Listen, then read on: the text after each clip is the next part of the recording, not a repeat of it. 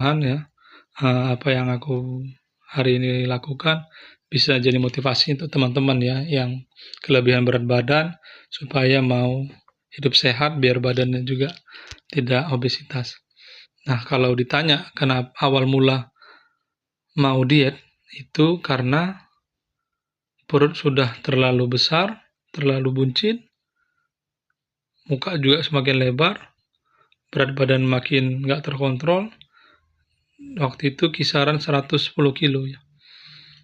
Itu ya ada dua hal yang memutuskan aku akhirnya untuk pengen untuk nurun berat badan. Yang pertama itu karena susah buang air besar. Bayangkan dengan perut buncit dan di rumahku waktu itu masih pakai WC jongkok dengan perut buncit, orang ketika harus buang air besar dengan perut buncit di WC jongkok, bayangkan. Itu nggak bisa.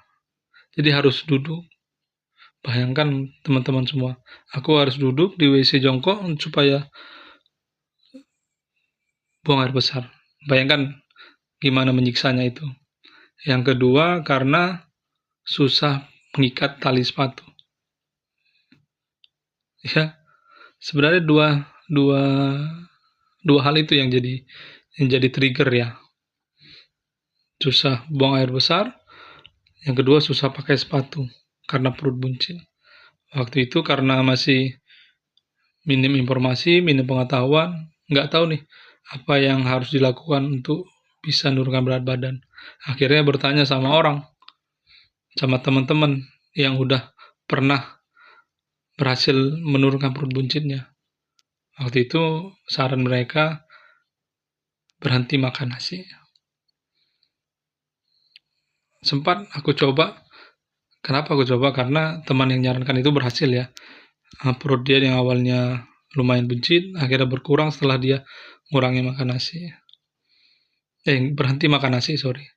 Jadi dia ketika makan ya hanya lauknya aja, misalnya tempe, sayur, dan segala macam protein, tapi tanpa nasi. Aku lakukan, itu bertahan cuma seminggu.